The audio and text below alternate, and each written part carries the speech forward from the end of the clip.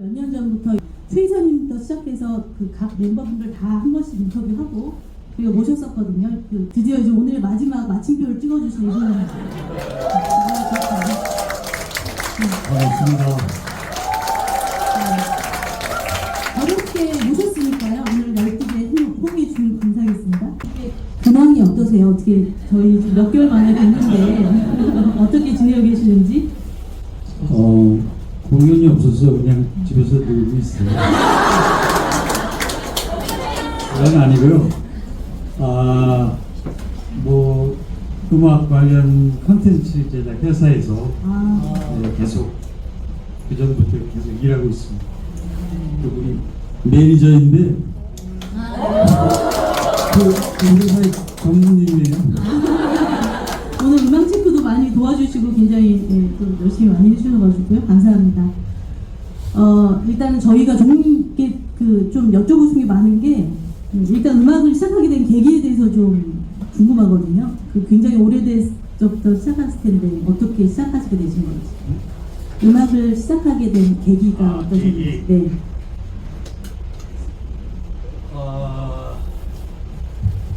어려서 제가 저희 집안에 저희 아버지가요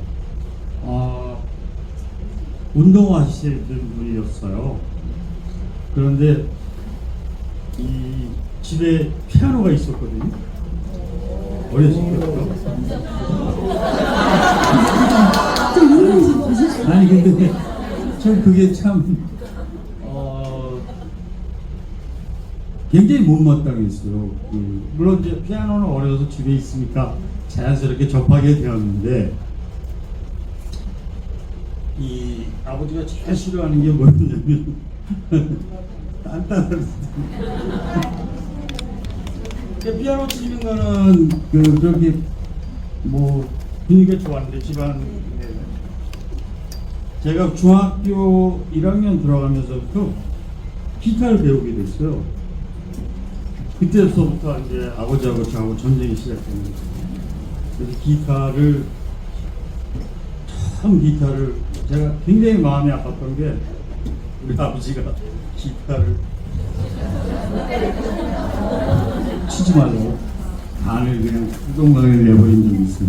그때 그 기타가 어떻게 생긴 거냐면 제가 중학교 1학년 때 마포에 홍수가 났었거든요.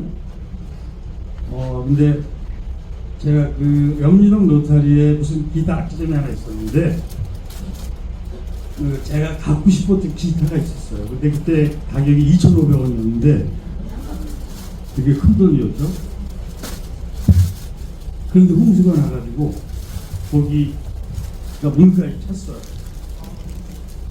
그래서 저는 이제 물이 들어온 거는 이제 안중에도 없고 그 기타 가게가 물에 젖었으면 어떡할까 그게 걱정이에요. 그래서 이제 물이 다 빠지고 갔는데 그 기타가 500원에 나왔어요. 그래서 할머니를 졸라가지고 기타를 제가 샀거든요. 그래서 그걸 이제 많은 사람한테 막 수기도 하고 이렇게 해가지고 아주 애정이 듬뿍 드는 기타인데 아버지가 그걸 한순간에 그런 사건이 있었어요.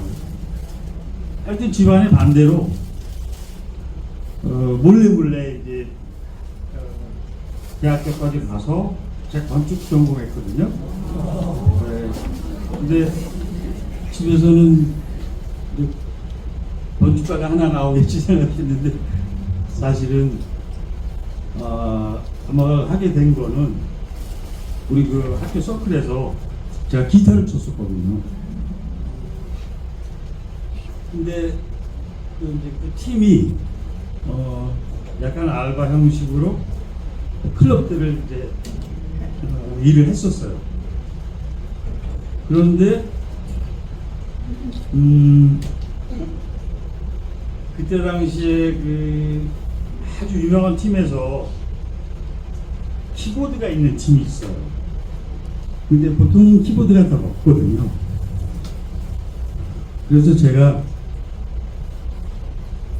학교 후배한테 기타를 맡기고 제가 이제 키보드를 하게 된 게 그게 사실은 제가 키보드가 된 키보드는 아버님이 못 던지시니까 기타는 뭐 던져버리면 그때는 이미 성이 된 거니까. 아 그러셨어요. 기타리스트가 될 뻔도 하셨네요. 근데 그때는 이 건반이 금반이라고 그랬어요. 건반 치는 사람이 없어서 굉장히 귀했어. 그러니까 뭐 피아노 치는 사람은 많고 올게니스트라고 올겐 치는 사람도 많은데 올게니스트라고 이 말하죠. 신디사이저를 하는 사람이 없었어.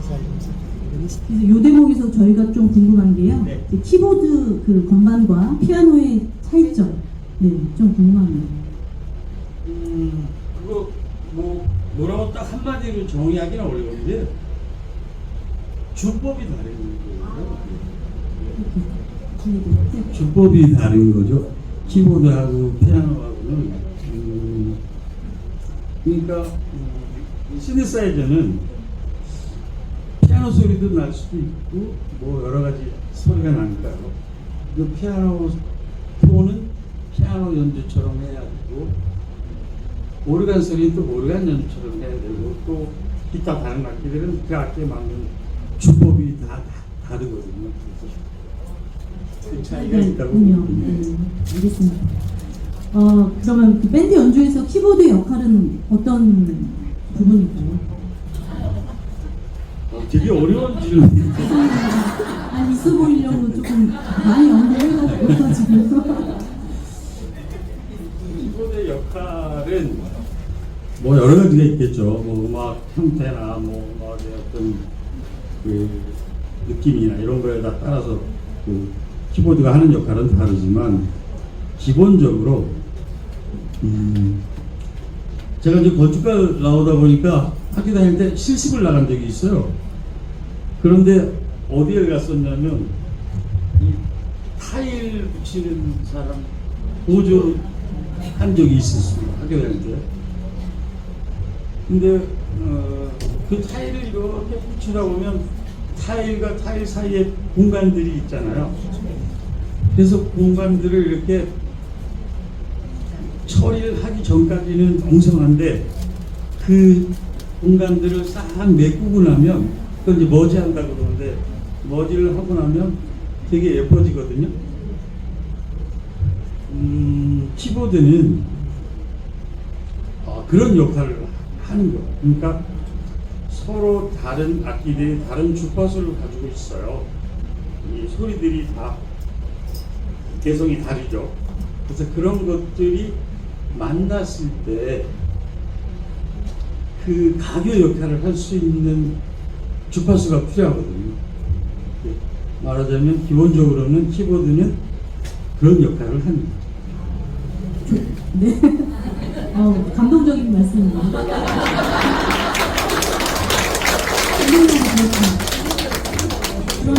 그러면 이제 저희 조용필님의 레파토리를 늘 연주하시잖아요. 그 레파토리 중에서도 키보드의 매력이 좀 더 드러나는 곡들이 있을 텐데 그런 곡이 어떤 곡일지 좀 말씀해 주시면 저희가 좀 들을 때 조금 좋을 것 같거든요.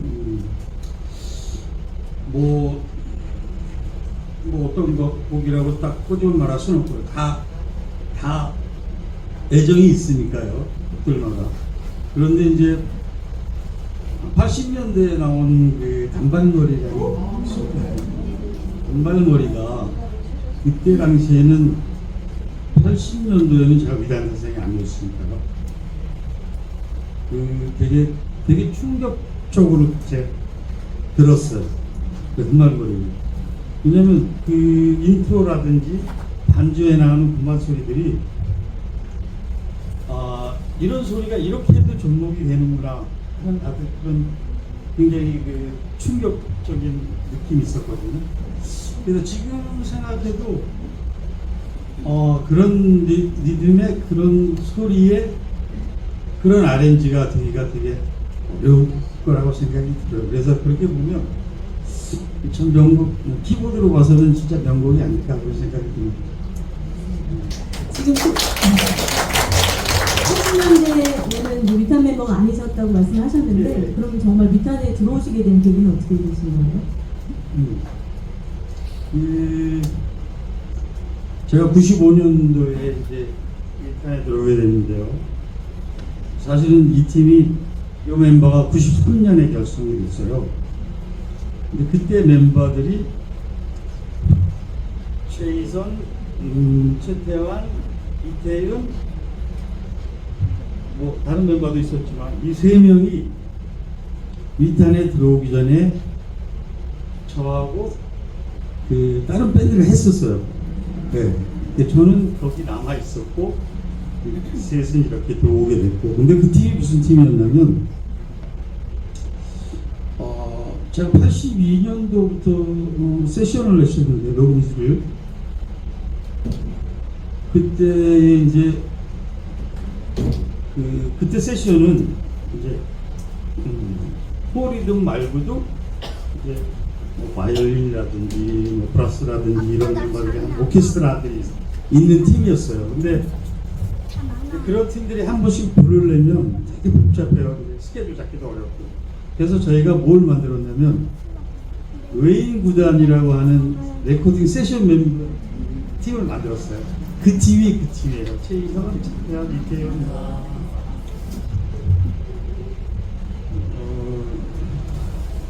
그런데 이제 저는 그때 당시에 어떤 생각을 했냐면 그 이전에 본인들도 했었고 뭐 몇몇 하다가 사실은 그게 그 그룹에 박리를 해야 이게 수입이 되는 그런 시기였기 때문에, 그래서 제가 이게 전형일을 하는 것에 대해서 이제는 그만둬야 되겠다 그런 생각을 했어요. 그래서 혹시 위대한 탄생도 들어가면 그런 걸 해야 되지 않는가 그렇게 생각했거든요. 그런데 이제 2년 뒤에 임기정이 전화가 왔습니다.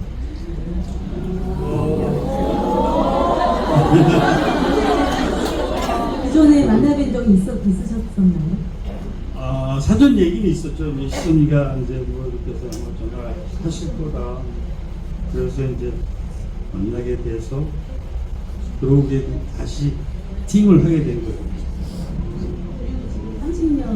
예, 그렇게 30년 됐습니다. 대단하십니다.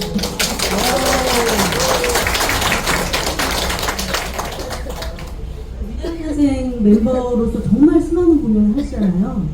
특별히 정말 그 공연은 정말 좀 인상 깊었다, 기억에 남는다 이런 공연이 있으신가요?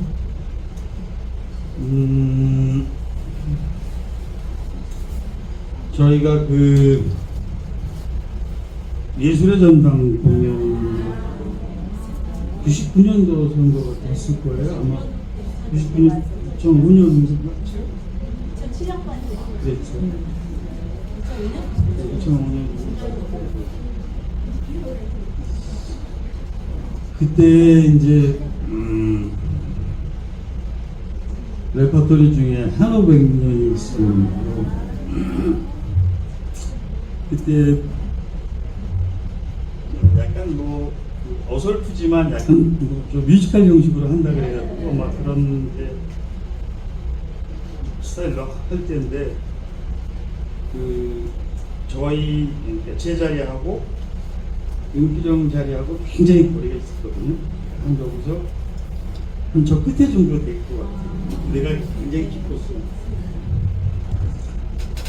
그런데 그거는 이제 노래는 저하고 다 둘이 해요. 키보드하고 딱 둘이만 하고 어떤 뭐 리듬이 있는 것도 아니고 메트로놈이 있는 것도 아니고 그냥 느낌으로 하는 거거든요. 그런데 그 느낌을 임필영은 소리만 듣고 하는 거고 나도 물론 소리 모니까 하는데 몸짓을 보고 해야 돼요. 저는 왜냐면 제가 반주가 리드를 해야 되기 때문에 숨을 다 쉬지도 않았는데 제가 먼저 가버려도 안 되고 늦어도 안 되고. 근데 그때 물론 공연 때마다 한오백년을 하지만 그때 한오백년 하면서 중간에 좀 추운해 하는 부분이 있어요. 그 전에 정춘회 전에 다 풀고 다음이 준비되기 전에 제가 청춘회를 깔아야 청춘회가 나왔는데 그 느낌이 너무 절묘하게 받아서 그러니까 본인도 아마 그런 느꼈을 것 같아요. 그래서 너무 그 허라정 배우님이 호흡이 잘 맞아가지고 제가 하면서 눈물을 흘렸던 그게 가장 인상적이었어요. 아티스트로서 정말 딱 만나는 어떤 일치되는 그런 경지를 맛보신 거네요, 그때. 공연 때마다 예. 그걸 찾으려고 애를 쓰긴 있었는데 쉽지 않습니다. 그리고 그 조용필님 레파토리 중에서 혹시 가장 좋아하는 거 있으신가요? 가장 좋아하는 거. 하나만. 역시 하나만. 네.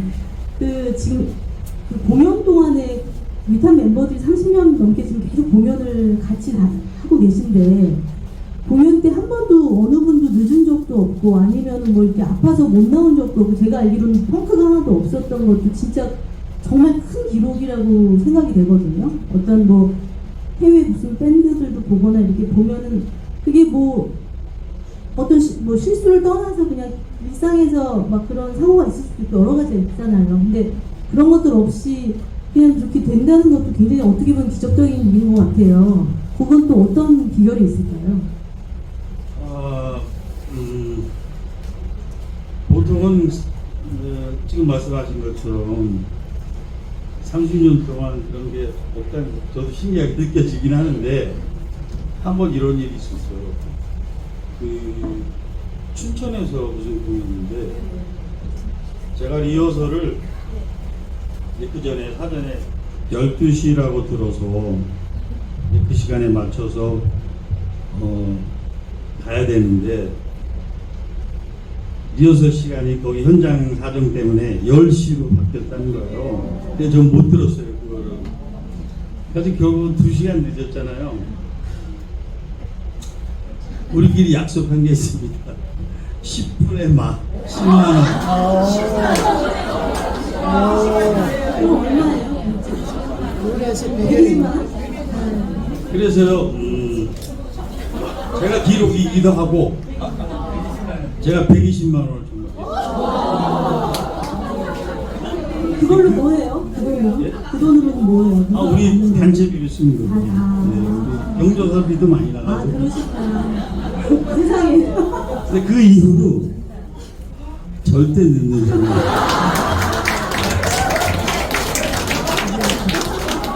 역시 돈이 무섭네요. 작년 서울 공연 때 조용필님 그 감기 때문에 정말 막 그랬었잖아요. 그때 어땠어요? 상황이 저희는 뭐 제대로 듣기는 못했고 조금 궁금하거든요. 그때. 그 외국 분들은 다 그렇게 생각을 하셨는데 제가 30년 동안 본 조용필 씨가 보통 사람은 아닌 건 맞아요. 제가 배울 것도 참 많고 공연 전 그저 지금은 술이나 담배를 안 하지만 그 전에는 많이 했거든요. 많이 할 때도 공연 리허설 2주 전서부터는 딱 끊습니다.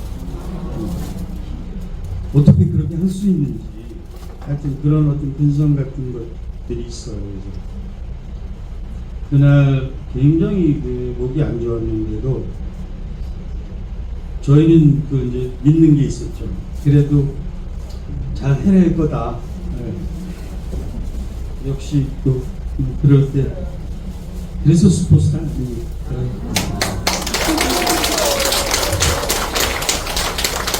강연 공연 굉장히 뭐 우여곡절 중에도 굉장히 좋았거든요. 다들 공연들 이제 기다리고 있는데 혹시 올해 공연 계획을 들으신 바가 있으시면 조금만. 저도 잘 모릅니다. 물론 물론 뭐 준비하고 있는 거는 있는데 그게 구체적으로 어떻게 얘기할 수 있는 것들이 아니기 때문에 저도 잘 모릅니다. 희망적인 것 같습니다. 그리고 제가 듣기로요, 아드님도 가수 활동하고 계신 걸로 알고 있는데, 예, 아드님 이름 말씀해 주시면 저희가 이제 응원하려고. 아드님 이름을 말씀해 주세요. 저는 이제 아들이 기타를 사다가 그럴 때 절대 음악을 안 한다는 약속을 해라. 아니 아버지한테 그 당하시고 왜 아드님한테 저렇게? 안 했으면 좋겠어요.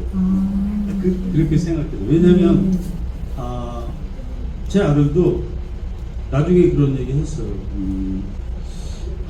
아버지처럼 그렇게 열심히 하는데 이렇게까지밖에 안 되나. 그런 게 있어요. 근데 연주자 입장에서는. 네. 저희는 위종님 굉장히 대단하신 뮤지션님이에요, 그죠? 아드님이랑 함께하는 그 무대를 좀 보고 싶은데 한 번쯤, 그쵸? 네, 가능하실까요? 네? 같이 아드님이 왔어요. 와주시면.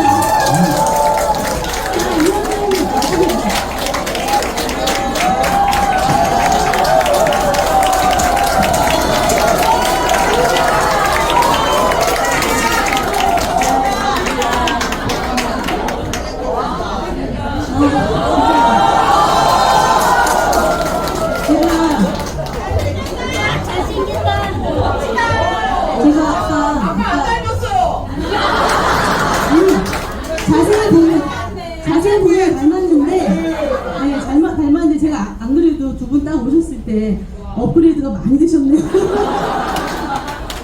죄송합니다. 네. 지금 TV에도 나오시고요. 이현님이라고 앞으로 이제 저희가 많이 관심을 가져야 되겠습니다. 그 어떤 뮤지션인지 자기소개를 좀 부탁드릴게요. 네. 네, 반갑습니다. 저는 싱어송라이터 사운드 힐즈라는 이름으로 활동하고 있는, 오늘 어떻게 좋은 기회에 이런 자리를 빌어서 참석하게 되었습니다. 이현입니다. 반갑습니다.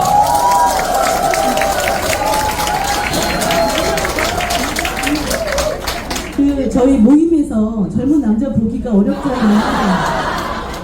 거기다가 잘생기신 분?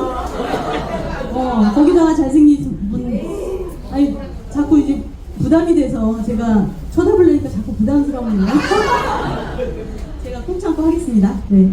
아버지랑 같이 이제 뮤지션의 길을 걷고 계시잖아요. 그 아버님이 뮤지션이었으니까 그런 영향이 분명히 있으셨나요? 사실 아까 뒤에서 듣고 있었는데, 음악을 하지 말아라 뭐 이렇게 그렇게 스트릭트하게 말씀하시는 않았고요. 근데 제가 설마 음악을 하겠어? 이런 생각은 항상 하셨던 것 같아요. 그래서 저는 나름대로 굉장히 치열하게 연습을 하고 공부를 했다고 생각을 하는데, 아버지는 어쩌다 한 번씩 보면 뭐 좋더라 뭐 이 정도로 그냥 가볍게 봐주셨던 것 같아요. 근데 또 저도 머리가 크다 보니까 음악을 하다 보면 어떤 성격적인 부분에서 제가 아버지를 많이 닮았거든요. 그래서 곡을 쓰고 또 뭐 곡뿐만 아니라 가사 그리고 활동하면서 느껴지는 그런 감정들이, 와, 내가 되게 아버지가 했던 걸 그대로 답사하고 있나? 이런 생각이 요즘은 좀 많이 드는 것 같습니다. 그래서 뭐 저는 아니라고 생각하고 싶어도 그게 뭔가 피는 속일 수 없는 건지, 그냥 모든 행동 하나하나에 조금 영향이 묻어 있지 않나. 좀 떨쳐내야 되는데 그런 것 같아요. 그 위대한 탄생 워낙 이제 오랫동안 하셨으니까 위대한 탄생 멤버분들 뭐 삼촌들이나 아니면 조용필님이나 이렇게 혹시 같은 어떤 추억이라든지 뭐 에피소드 같은 거 그런 거 있으시면 좀 말씀해 주세요. 아까 뭐 이제 예전에 번님들 하시던 것도 말씀하시고 다 그때부터 배워왔던 삼촌들이라 가지고 뭐 근데 워낙에 저는 어릴 때 정신이 없었어요. 항상 어머니가 제발 정신 차려라. 제 정신으로 걸어 다녀라. 그러니까 정신이 되게 없었어요. 그래서 그때 막 추억들이 막 되게 많았을 건데 사실 구체적으로 기억은 잘 안 나고요.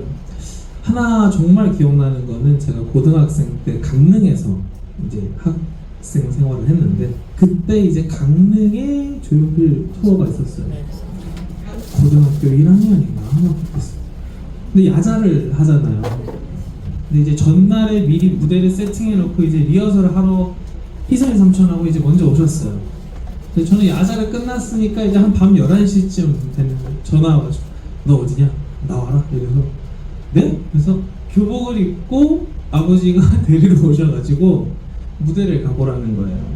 그래서 거의 종합경기장에 가서 무대가 세팅돼 있고 무대 가보니까 희선이 삼촌은 막 기타 치고 계시고 그러더니 보고 있으니까 현이 이리 와! 그래서 기타 쳐봐 해서 그 밤 12시에 그 무대에서 근데 저는 그때는 좀 정말 겁이 없었어요. 그래서 막 때려 부수고 이런 음악 되게 좋아할 때였거든요. 메탈을 거기서 앞에서 막 쳤거든요. 근데 삼촌들이 보기 아버지도 그게 좀 흐뭇했나 봐요. 얘가 쫄지도 않고 막 밟아가면서 막 하니까 그때 경험이 저는 되게 지금 안 잊혀지더라고요. 그런 큰 무대에 정말 처음 서본 거니까 내가 치는 소리가 여기에 울린다라는 그 진동도 굉장히 좋은 추억으로 남아 있습니다. 기타를 그 이전부터 치셨던 거잖아요. 네. 어렸을 때부터 치신 건가요? 그게 아마 초등학교 6학년 정도에 낙원상가 가서 봤어요. 그죠? 그때 기타를 9만 원짜리인가요? 지금 생각하면 거의 이제 예, 장작 같은 나오는데 정말 열심히 쳤어요. 예. 녹이 쓰는 것도 뭐 느끼지 못할 정도로 누가 가르쳐 주지 않을 때 정말 열심히 하게 되는 시기가 있잖아요. 그래서 그때 정말 열심히 기타를 쳤던 것 같습니다. 지금 이제 보컬도 하시고 가수로 활동하고 계시니까 그 전에 그 가수 이전에 그 조용필님에 대한 생각과 또는 지금은 이제 같은 길을 걷고 있는 가수시잖아요. 생각의 변화가 조금 있을 것 같거든요. 혹시 어떻게 생각이 달라졌는지? 맞아요. 그러니까 기타를 오로지 칠 때는 연주자의 입장을 확실히 생각했던 것 같아요. 그래서 20살이 넘어서도 나는 밴드에서 기타 쳐야지 이런 생각으로 막 음악을 했었던 것 같고요. 워낙에 잘하면서 아버지한테 음악뿐만 아니라 사실 마음가짐이랄까요? 연주자로서 그런 것들을 좀 많이 들어봐가지고 연주자의 커리어를 쌓지 않을까 싶었는데 하다 보니까 또 이렇게 제가 곡을 쓰다 보니까 제가 노래를 하는 게 가장 좋더라고요. 근데 그렇게 활동을 하다 보니까 프론트맨으로서 내가 어떻게 행동을 해야 하는지 어떤 표정을 지어야 하는지 뭐 이런 것들을 다시금 되새김질 해보게 되더라고요. 그래서 저도 항상 투어를 가면 보는데요. 이제 조용필 선생님이 움직이시는 거 혹은 멘트를 던지시는 거 표정 하나하나도 뭔가 그 주변 세션들을 분명히 신경 쓰고 하시는 거란 말이죠. 그런 것들을 굉장히 좀 많이 보고 배우게 되는 것 같아요. 요즘 들어서는. 추후 이제 어떤 또 활동하고 계실지 저희가 좀 기대하고 지켜보려고 합니다. 좀 소개해 주시면 저희가 좀 보겠습니다. 좀 이게 낯간지러운 얘기긴 한데요. 제가 이제 열심히 음악을 하다 보니까 2022년에는 강변가요제가 부활한 거 아시나요? 네. 제가 1회 대상 수상을 했습니다.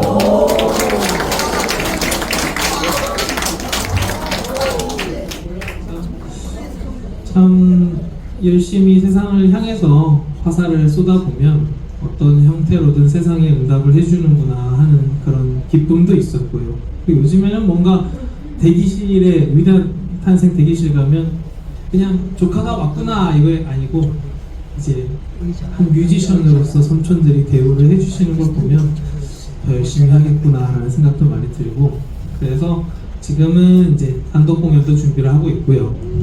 그리고 올해는 제가 100회 공연을 좀 기획을 하고 있어요. 그래서 아무래도 음악을 하는 사람으로서 뭐 유튜브 뭐 이런 거 많지만 무대에서 계속 노래를 하면서 저의 팬을 만드는 게 제가 할 일인 것 같아서 지금 100회 공연을 올해 한 해 동안 가장 큰 기획으로 잡고 있습니다. 응원의 박수